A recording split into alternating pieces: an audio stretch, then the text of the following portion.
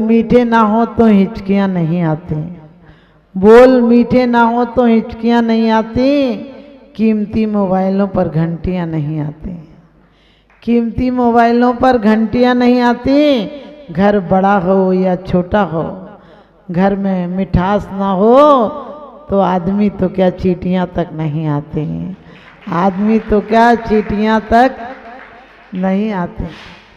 क्योंकि खुशी का क्या भरोसा, खुशी का क्या भरोसा, ना जाने कब चली जाए। मुश्किलों का भरोसा करो कि हर रोज आया करते हैं, मुश्किलों से भरोसा करो क्योंकि रोज आ जाया करती हैं। चलो एक दूसरे से मिल लें, गिले शिकवे समाप्त कर दें।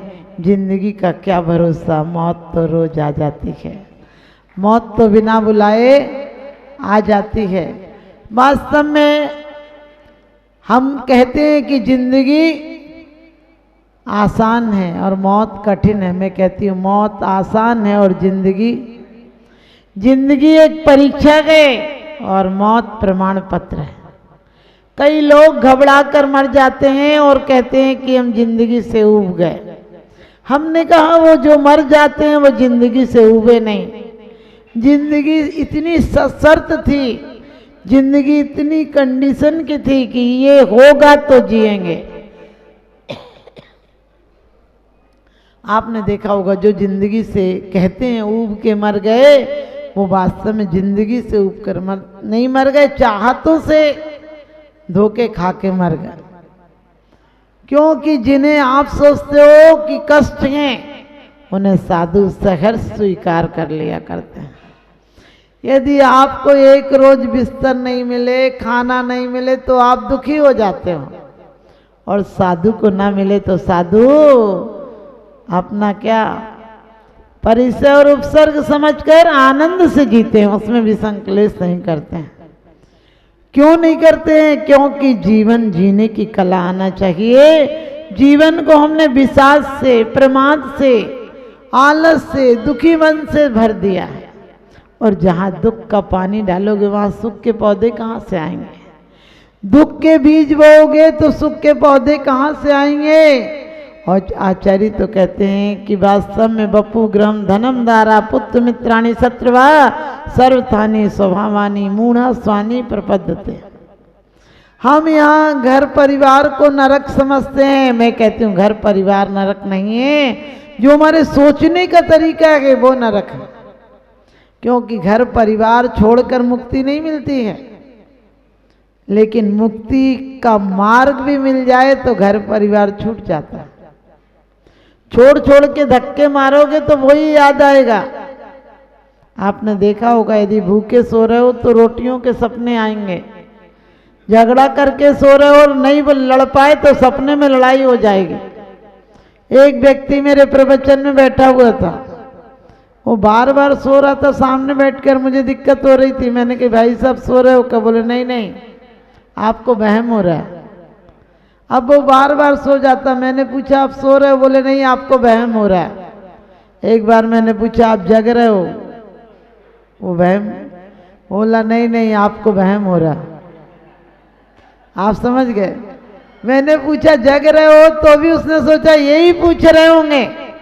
ऐसे ही आप भी जिंदगी जीते हो, अवसर तो सबको मिलते हैं, लेकिन हमें अवसर खोने की आदत पड़ गई। हम ऐसे भरे होने लगे, लगता है कुछ तो मिले, कुछ तो होना चाहिए।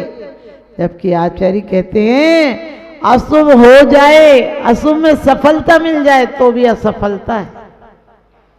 पाप, क्रोध, घृणा यदि हो जाए तो भी बेकार है, हो जाए तो भी क्या मिलेंगे? सिकंदर जब गया दुनिया से सभी हाली बहाली थे, पड़ी थी सामने दौलत मगर दो हाथ खाली थे। औरंगजेब हो, चंगेल का हो, हिटलर हो, क्या लेकर गए? जीते जी लोगों को त्रास देकर गए। क्योंकि आदमी सोचता हम मालिक हो जाए, और वस्तु हो या व्यक्ति हो, जब जब मालकियत होगी। आजकल लोग क्यों कार रखने लगे, घोड़ा नहीं रखते हैं। हाथी रखते थे, अब हाथी नहीं रखते हैं। अब तो एक एक बाइक ही ऐसे आने लगी जो 1.5, 2, 5 लाख की आने लगी। क्योंकि तुम बाइक पर मालकियत कर सकते हो। आदमी चाहता जैसे हम चाहें वैसे सामने वाला हो, तो गाड़ियां एक सी हो सकती हैं, गाड़ियां तुम्हारे कहे में चल सकती हैं, परिवार नहीं चल सकता। इसलिए आज का आदमी जड़ को ज्यादा प्यार करने लगा, चेतन को नहीं करता। पहले आदमी चेतन को प्यार करता था। पहले का नेता भी कहता था कि तुम हमें वोट दो, हम तुम्हें आज़ादी देंगे, तुम हमें खून दो, हम तुम्हें आज़ादी देंगे। आज का नेता कहता है तुम हमें वोट दो, हम तुम्हें परेशानी देंगे। क्योंकि पहले हमारा लक्ष्य हुआ करता था, घर को छोड़ बन जाऊं मैं वो दिन कब पाऊं। आजकल होता है मंदिर छोड़ घर जाऊं मैं वो क्षण कब पाऊं। क्योंकि हम पढ़ लेते हैं, एक बार भी ये भाव नहीं आता है कि घर हो, परिवार हो, संबंधी हो, चाहे संपत्ति हो, ये सब हमारे प्रभव में साथ नहीं जाएगी, लेकिन इनकी प्रति आसक्ति या विरक्ति हमारे साथ जाएगी। लोग कहते हैं माता जी कैसे सुख हो आप बताओ। हमने कहा सुख पूछने के लिए आते हो? कौन सा शास्त्र पढ़े कि शांति हो जाए? आप बताओ, आग लग जाए घर में, फिर कोई शास्त्र उठा कर देखते हो या घर के बाहर छलांग लग जाती है? फिर कोई गुरुओं से नहीं पूछते हो कि बताओ महाराज जी घर में आग लगी है, घर में रहें कि निकल जाए? घर में सांप निकल जाए तो पूछते हो क्या? लेकिन आज का आदमी बड़ा गद्दार हो गया, पड़ोस में आग लग जाए, पड़ोस में कोई घटना घट जाए, बोले अखबार में तो नहीं पढ़े। यानी अखबार देखता है, आदमी को नहीं देखता है। तो हमारे जीवन का भी हाल ऐसा ये कि हम आग लगी है जीवन में। बुद्ध जब जाने लगे तो लोगों ने उन्हें समझाया, कितना सुंदर महल, इतनी सुंदर पत्नी छोड़कर क्यों जा रहे हो? घर में सब सुविधाएं हैं, तुम्हारा जैसा जीवन कहाँ किसी को मिलता है। उन्होंने कहा था तुम जिसे सुविधाएं कहते हो वहां तो मौत की लपटें लगी हुई हैं, वहां कैसे जियो? वहां तो एक क्षण ठहरना भी घातक है। जब वो कहते हैं लौटे 12 वर्ष बाद, तो उनके पिता ने कहा कि हमारे खानदान में कोई भीख नहीं मांगता, मुझे दुख होता है। तुम भीख मांग रहे हो, तुम कटोरा लिए फिर रहे हो। माना कि तुमसे एक गलती हो गई, लेकिन मैं बाप हूं, मैं तुम्हें क्षमा कर सकता हूं। और उनकी पत्नी ने भी कहा, हर बाप अपने बेटे को कुछ दे जाता है विरासत में, तुम दे जाओ कुछ। और राहुल को लाकर सामने छोटे से राहुल को बैठा दिया, उनके बेटे को। कहने लगे हर बाप कुछ दे जाता है, तुम इसे क्या देकर गए थे? आप लोगों ने कविता पढ़ी होगी, सखी वो मुझसे कहकर जाते।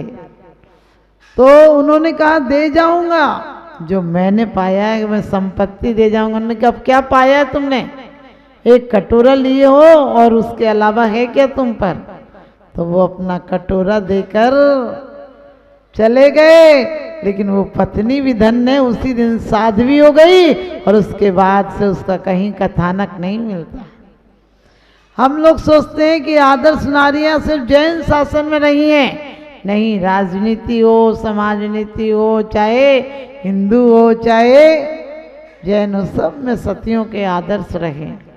उसके बाद वो भी साध्वी बन गई और राहुल भी साधु बन गया। लेकिन उनके पिताजी को बड़ा बुरा लगा, कहने लगे मैं बेटे की खातिर, तू बेटा है इसलिए तुझे माफ कर सकता हूं, तो लौटा। उसने कहा आप हमें नहीं समझ पा रहे। पिता ने क्रोध में कहा मैं नहीं समझ पा रहा? अरे मैंने तुझे पैदा किया और मैं नहीं समझ पा रहा, कैसी बातें करता है? उन्होंने कहा आपने पैदा किया होगा, आपके घर जन्म हुआ होगा, लेकिन आप एक रेल की पटरी से ज्यादा नहीं थे। जो मैं हो गया हूं उसे आप नहीं समझ पा रहे। आप भी ध्यान रखना, जिस दिन हम धर्मात्मा हो जाएंगे उस दिन किसी दूसरे पर सत्ता काबिज नहीं करेंगे। क्योंकि तीन तरह के लोग होते हैं। एक होते हैं जो व्यक्तियों को अपना मानते हैं, एक होते हैं जो वस्तुओं को अपना मानते हैं, एक होते हैं जो स्वयं को अपना मानते हैं। स्वयं को अपना मानते हैं वो परमात्मा हो जाते हैं, स्वयं को अपना मानते हैं वो आनंदमय हो जाते हैं, और जो दूसरों को अपना मानते हैं वो पराधीनता में जीते हैं। लोग सोचते हैं कि पुलिस वाला मालिक है, चोर अपराधी है। नहीं, अपराधी को जितनी बंदिश है उससे ज़्यादा पुलिस वाले को बंदिश है।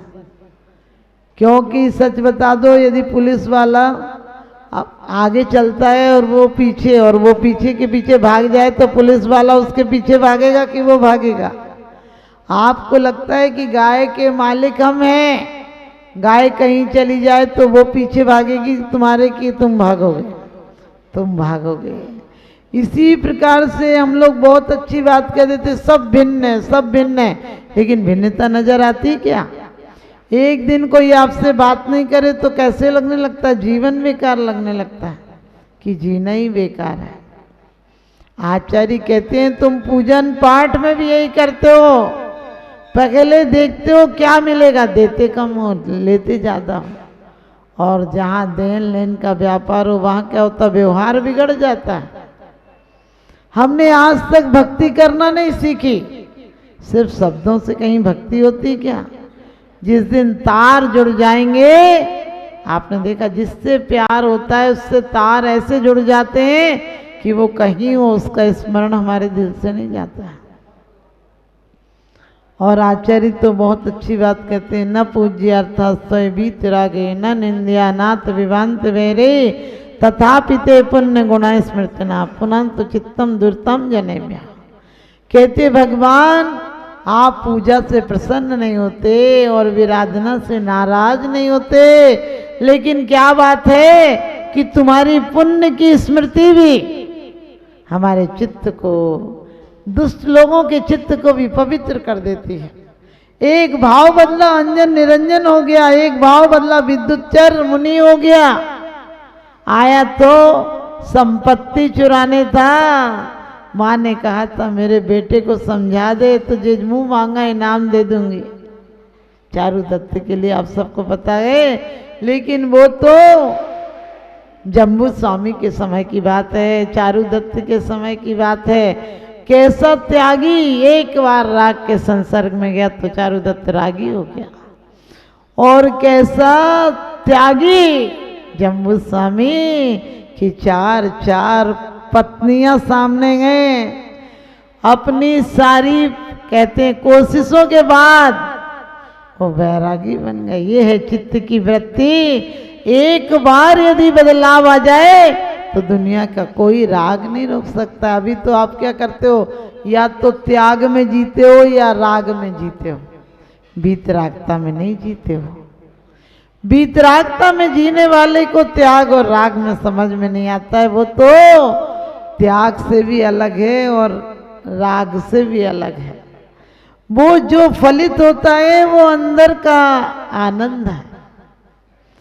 क्योंकि बड़ी अच्छी बात कही कि राग हो भी जाए, संसार यदि सफल भी हो जाए तो क्या होता है, संसार की सफलता भी हार का प्रतीक है।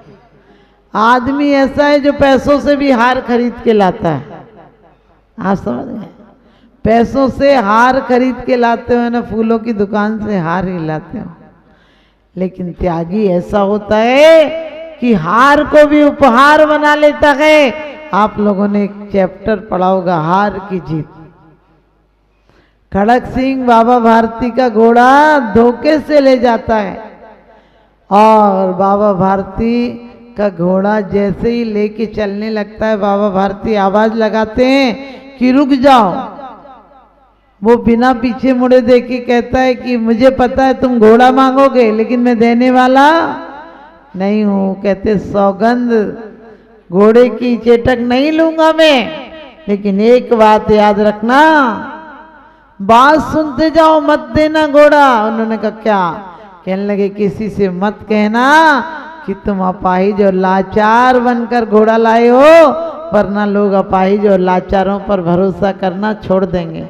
हमारे अंदर इतनी करुणा है क्या कि कोई हमारे व्यवहार से, हमारी शिकायत से हम उपगुहन बात की करते हैं, हम वात्सल्य की बात करते हैं। कभी आपने सोचा हमारी एक चर्चा से कितने लोगों का श्रद्धान टूट जाएगा? लोग धर्मात्माओं पर विश्वास खत्म कर देंगे।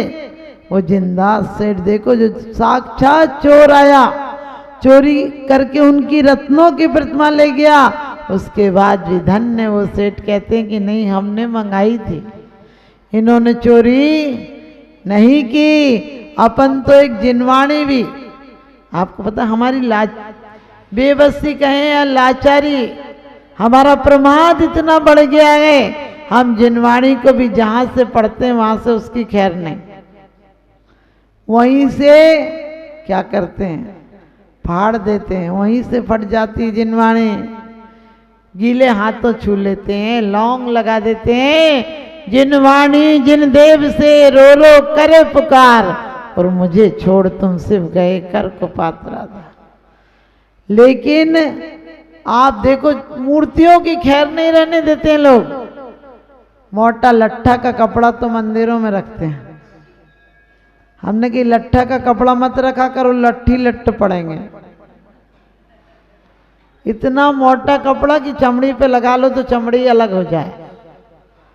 बोले मंदिर के छन्ने, अरे मंदिर के छन्ने तो इतने मुलायम हो कि प्रतिमा पर जरा भी क्षति नहीं हो, ऐसे रगड़ेंगे जैसे कोई धोबी का घाट है। ऐसे रगड़ रगड़ के, हमने तो कई जगह इतनी तेज आवाज तक आती है, हमने कहा इतनी तेज तुम एक आध दिन मुंह रगड़ कर देखना इसी कपड़े से। जो गंधोदक के कपड़े होते हैं उन्हें मुंह पर लगा कर देखना, इतने कि वो पीले काले तो गंधोदक ही हो जाता है उनसे, और उन्हें बिल्कुल सब पोंछ पाँच देते हैं और महीनों चलने देते हैं। अबे तो फटे थोड़ी हैं। अरे क्या जरूरत है, हमारे यहाँ इतना है, अच्छा मलमल का मुलायम कपड़ा लाओ और सिर्फ परमात्मा के चरणों में धारा डालने से तुम्हारा जीवन राधा नहीं हो जाएगा, तुम्हारा जीवन भक्तमय नहीं हो जाएगा। उनके गुणों का सिंचन यदि तुम्हारे ऊपर हो जाएगा तो सच में तुम्हारे जीवन में क्या मोक्ष के फल और फूल प्रकट हो जाएंगे। हम लोग कभी कभी देखते हैं किसी को, बोलो भैया ये प्राचीन प्रतिमा है, इसको मत किया करो, आप परिमार्जन मत किया करो, चरण छू लो, बहुत बड़ी बात है। लेकिन नहीं, जालिम ने जिस डाली पर नजर डाली, जालिम ने वही डाली काट डाली। हमें तो घिसने से जैसे लगता है घिसने से वहां से रतन निकल रहे हो, इतना घिसेंगे। आप देव हो, शास्त्रों, गुरु हो, सबके साथ यही हाल है। लगता है पैर छू लेंगे तो अभी मोक्ष ही मिल जाएगा, टिकट पक्का हो जाएगा। चाहे नाखून लग जाए, चाहे कोई गिर जाए, उस पैर छूने से मतलब। कभी विचार करना, यदि हमने नजर से भी देख लिया तो भी आशीर्वाद हो गया। यदि किसी भक्त का स्मरण भी कर लिया, याद कर लिया कि वो बहुत अच्छा भक्त है, तो भी समझो तुम्हारा कल्याण हो गया। क्योंकि हाथों से ऊर्जा निकलती है, पैरों से ऊर्जा निकलती है, तो आंखों से सबसे ज्यादा सकारात्मक ऊर्जा निकलती है। आंखों से भी, क्योंकि हमेशा ध्यान रखना अपने भगवान से क्या कहते हैं, भगवान जब तक मुझे निर्वाण की प्राप्ति नहीं होती है तब तक क्या हो, मेरा हृदय आपके चरणों में रहे और आपके चरण हमारे हृदय में रहे। कौन से? ये मंदिर वाले चरण। मंदिर वाले चरण तो तुम्हारे बाप दादा भी छू छू के चले गए, पता नहीं वो कहाँ गए होंगे, और तुम भी चले जाओगे। लेकिन आचरण एक बार जिसने छू लिया वो अंजन से निरंजन हो गया, वो चोर से वाल्मीकि से संत हो गया, वो कामी तुलसीदास से तुलसीदास संत हो गए। वो फकीर हो चाहे कोई हो, किसी मजहब का हो, कहते हैं मंसूर कहता था कि खुदा मुझ में, मैं खुदा में हूँ। एक सम्राट ने कहा, ये कहता है मैं खुदा में हूँ, खुदा मुझ में, खुदा सब कुछ है। उसने कहा अभी बताता हूँ इसका खुदा। और इतने हंटर पड़वाए कि दुनिया के इतिहास में सबसे खतरनाक मौत मंसूर को दी गई।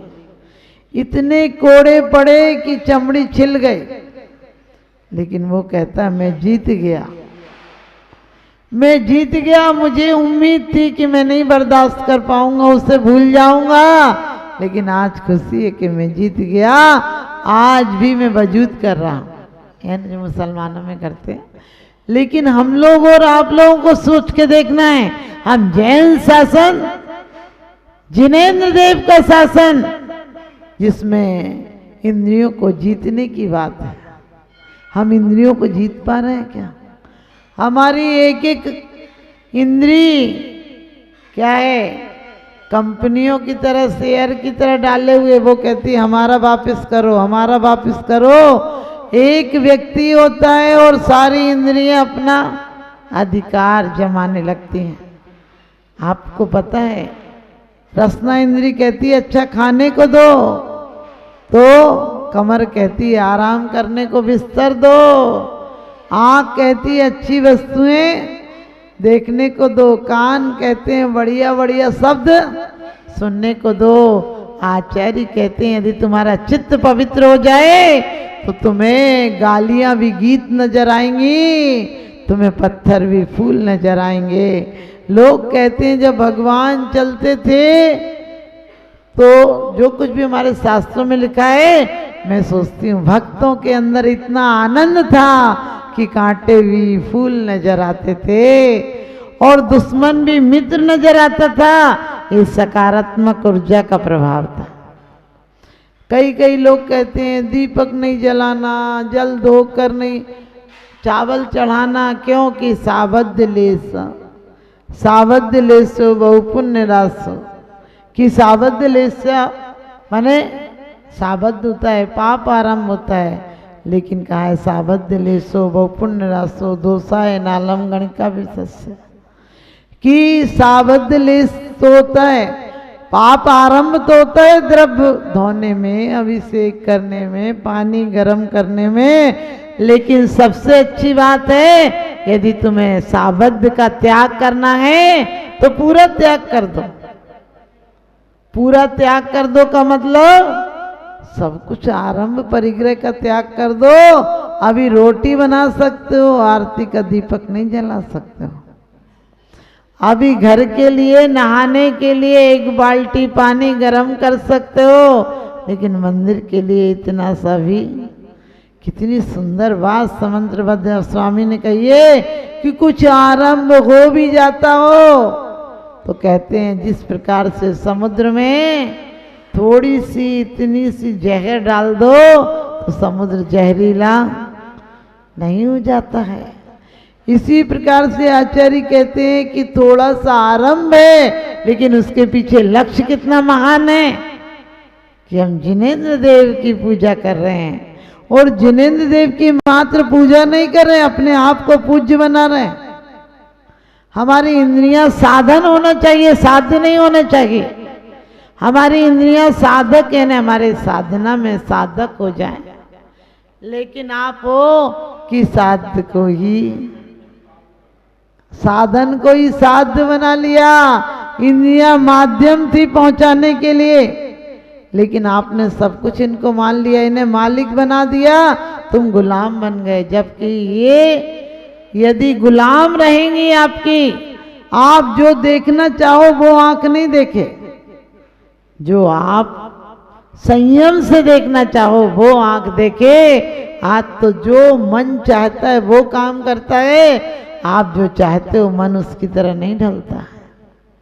आप रोज पढ़ लेते हो पंचेंद्रिय मन बस करो संयम रतन समाल, कहते 5 इंद्रिय और मन को बस में करो। होता है क्या ऐसा?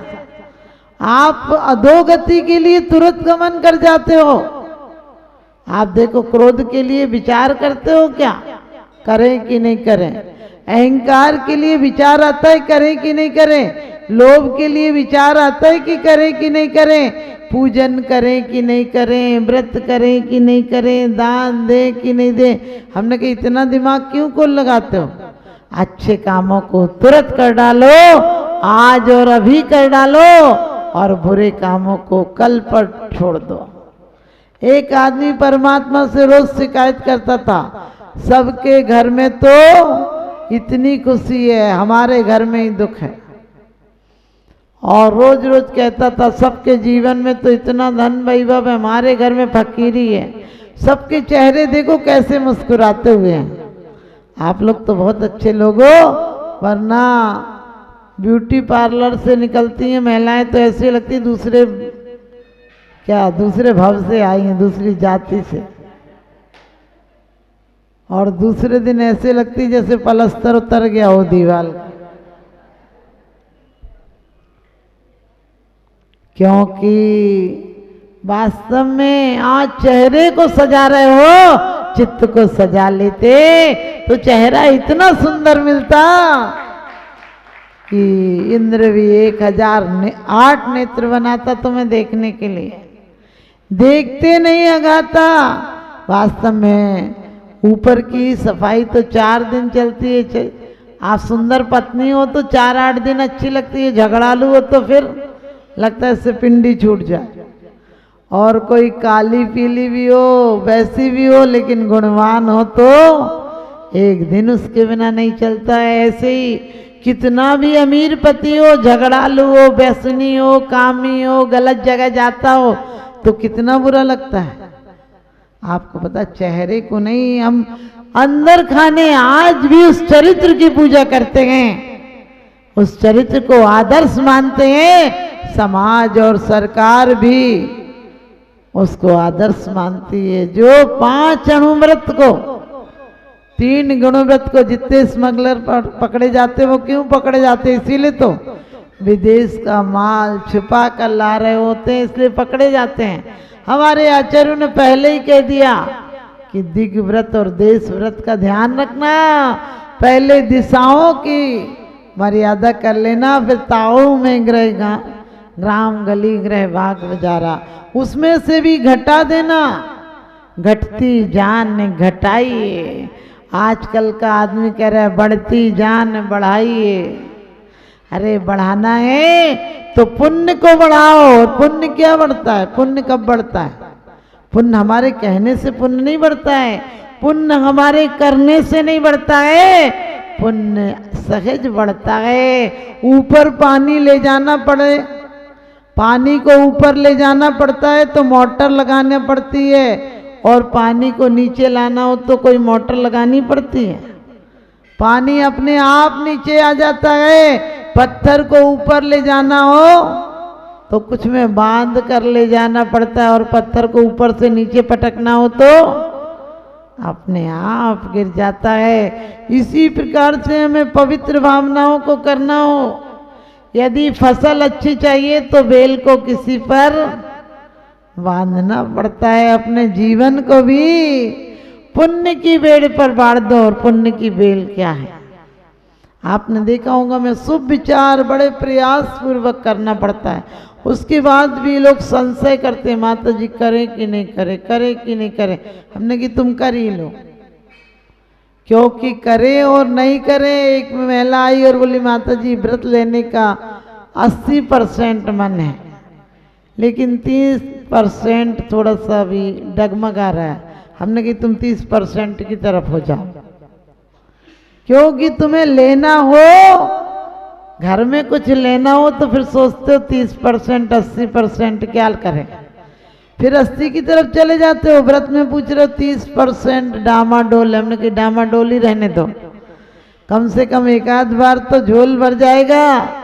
लोग कहते हैं परमात्मा तो वीतरागी है। हमने कही पर्वत, आपने देखा होगा बरसात होती है, पर्वतों पर पहले धारा गिरती है, लेकिन पर्वत स्वीकार नहीं करते हैं। और झील, खोड़े, गड्ढे खाली होते हैं, तुरंत ले लेते हैं पानी को, लेकिन वो कुछ दिन बाद सूख जाया करता है। और जो पर्वत पर पानी गिरता है वो पानी को नहीं लेता है, लेकिन फिर भी पर्वत पर जो झरने बहते हैं, क्योंकि पर्वत पर अपना पानी है, पर्वत पर अंतरंग का पानी है और झरनों का पानी बाहर का है।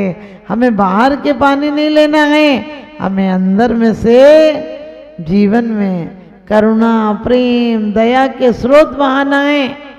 हमने बाहर के अहंकार की चट्टानें इतनी इकट्ठी कर रखी है कि कभी मौका ही नहीं मिलता है। हर व्यक्ति कहता है दूसरा अच्छा, दूसरा अच्छा, और हम भी परमात्मा से कहते तो उस व्यक्ति ने भी इतनी शिकायतें की, तो कहते कोई देवता प्रकट हो गया और कहने लगा बता, एक तारीख निश्चित है, उस दिन तुम कहते हो दूसरों के घर में खजाने भरे हैं, सब लोग अपनी अपनी पोटली लेके आना दुख की, और हम पोटलियां बदल देंगे, अपनी अपनी खूटियों पर टांग देना, जिसको जिसकी पसंद आए उसकी पोटली ले जाना। वो व्यक्ति नियत समय पर उस हॉल में पहुंचा और देखा कि सब लोग अपनी पोटलियां लेकर आ रहे हैं, लेकिन देखा कि सबकी पोटलियां इतनी बड़ी हैं, जो हंसते हुए नजर आते थे उनकी दुख की पोटलियां भी इतनी बड़ी हैं। तो जैसे ही उनने कहा उठा लो जिसकी पोटली उठाना हो, वो अपनी पोटली उठा के चला गया। पूछा भैया रोज तो शिकायत करता था कि बदल दो उसके, वो कहने लगा दूसरों के दुख भी इतने ही लगे तो फिर अपने परिचित दुखी अच्छे हैं, अपने परिचित दुखी अच्छे हैं, रहने दो, अपनी तो अपनी पोटली ठीक है, कम से कम जान पहचान के तो हैं। आपके दुख भी अपने हैं, आपके अपने जान पहचान के दुख हैं, किसी दूसरों ने हमें दुख नहीं दिए। हमने दूसरों से इतनी आकांक्षा बांध ली है। आप देखना कोई जय जिनेंद्र कर दे तो तुम्हें दुख, नहीं कर दे तो दुख, बोल ले तो दुख, नहीं बोले तो दुख। तुम इतने माहिर हो गए हो दुख कमाने में, क्योंकि ये खुद का उत्पादन है। आज से नियम ले लेना कि परमात्मा हमारे जीवन में जो कुछ होगा वो शुभ होगा, अशुभ होने नहीं देंगे, अशुभ कुछ होता भी नहीं। ध्यान रखना, हमें घर में गरीबी कम है तो आप संतोष हो आपके जीवन में, क्या करना, जब बड़ा ज़्यादा होगा तब भी छोड़ेंगे, जितना जोड़ोगे उतना छोड़ोगे, तो फिर कम ही जोड़ के चले जाएं तो क्या मतलब निकला, क्योंकि ज़्यादा जोड़ोगे और आखिरी टाइम में छोड़ोगे तो उतना ही दुख होगा। तो तुम्हें जीवन में सब्र होगा। अभी तक तो एक मकान और एक मकान और एक घर और एक पत्नी और एक सम्मान और, अरे कितना सम्मान करोगे, क्योंकि कहते हैं सिकंदर जब आया था भारत पर तो यूनान के लोगों ने कहा था कि वहाँ भारत पर विजय करके लौटोगे तो भारत का एक संत ले आना। भारत के संत विशेष होते हैं, वहाँ से एक संत ले आना। जब विजय करके लौटने लगा तो कहते हैं कि एक संत के उसने तलाश की, एक जैन फकीर मिल गया। जैन फकीर ने जैन धर्म को मानने वाले संत मिल गया। उसने खबर भिजवाई कि हम अपने देश ले जाएंगे। उनने कहा हम अपने देश में ही रहते हैं। संत ने कहा हम अपने देश में ही रहते हैं। उनने कहा इज्जत देंगे। कहने लगे इज्जत ही है। जिस दिन से इज्जत छोड़ दी तो जो मिलता है वो इज्जत ही है, क्योंकि इज्जत कब बेइज्जती हो जाती है, जब इज्जत की चाहत हो तो बेइज्जती का डर होता है। जो कुछ है उन्होंने कहा हम तुम्हारा सम्मान करेंगे, संपत्ति देंगे। उन्होंने कही हम अपनी संपत्ति के से बड़ी कोई की संपत्ति नहीं समझते हैं। उन्होंने कहा सम्राट ने बुलाया है, वो सिकंदर जो आदेश दे दे तो पर्वत भी हट जाया करते हैं। फकीर ने कहा हट जाते होंगे पत्थर, हम तो वो चट्टान हैं जो पत्थर भी झुक जाया करते हैं, हम नहीं जाते हैं। और कहते सिकंदर ने कहा कि उनसे कह दो कि यदि नहीं गए तो मौत के घाट उतार देंगे। उनने कहा अपने सम्राट से कह देना कि मौत के घाट बहुतों को उतारा होगा, हम घाट पर उतरने ही बैठे हैं, हम घाट पर उतरने ही बैठे हैं। उससे कहो आ जाएगा अभी तक उसने लोगों को मरते हुए देखा होगा, एक बार ऐसी मौत देखेगा कि भूल जाएगा। और वही हुआ। सिकंदर खुद आया और कहने लगे तुम्हें पता नहीं, अडोल्फ सिकंदर हूं। उसने कहा पता है। तो कहने लगे कि अरे हमारे यहाँ चलो। उसने कहा हम अपनी आज्ञा के अलावा किसी की आज्ञा नहीं मानते। उन्होंने कहा हम तुम्हें बहुत सुविधाएं देंगे। उन्होंने कहा दुविधा पैदा काहे को कर रहे हो। उनने कहा भवन बना देंगे। कहने लगे मैं अपने भवन में रह रहा हूँ। कहने लगे तुम अकेले पड़े हो। उनने कही मैं सबके साथ था, तुमने अकेला कर दिया। सिकंदर के तो ऊपर से बात चली गई, उसे समझ में नहीं आया क्या कह रहा है। उसने कहा मैं अपने मित्रों के साथ आनंद में था। सिकंदर कहने लगा यहाँ तो कोई भी नहीं दिखता है। उसने कहा, संत ने कहा कि मैं अपने में आनंद में था, आनंद था, मैत्री थी, करुणा थी, प्रेम था, वात्सल्य था। तुम हो कि तुम्हारी बकवास ने मेरा दिमाग पचा दिया।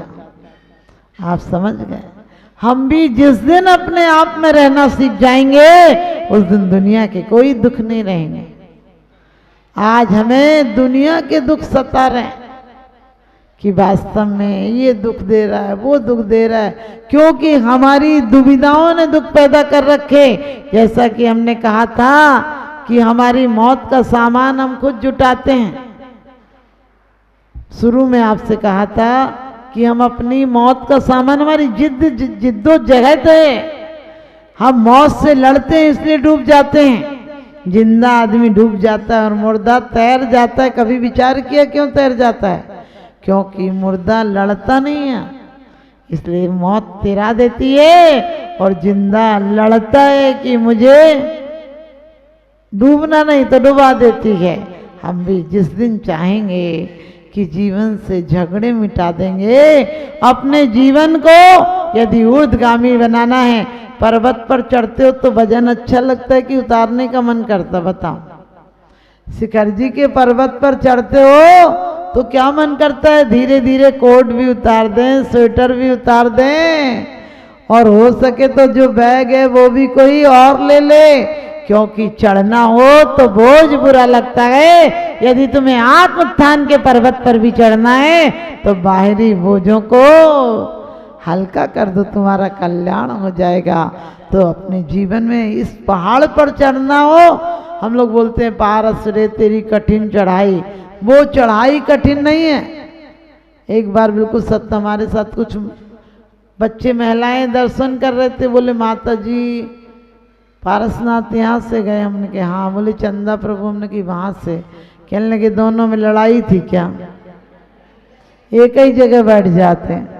हमने कहा लड़ाई नहीं थी, उनमें बल था। तो कहने लगे माता जी तभी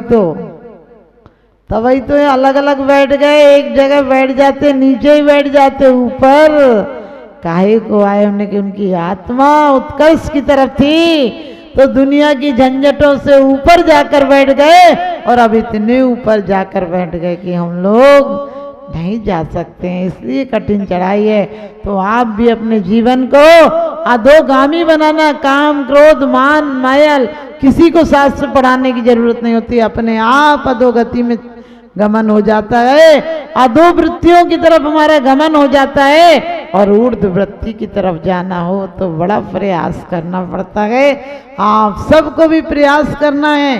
पावन पुरुषार्थ प्रकट होवे, मैं निजानंद में लीन रहूं, तुम आवागमन विमुक्त हुए, मैं पास आपके जाते हूँ।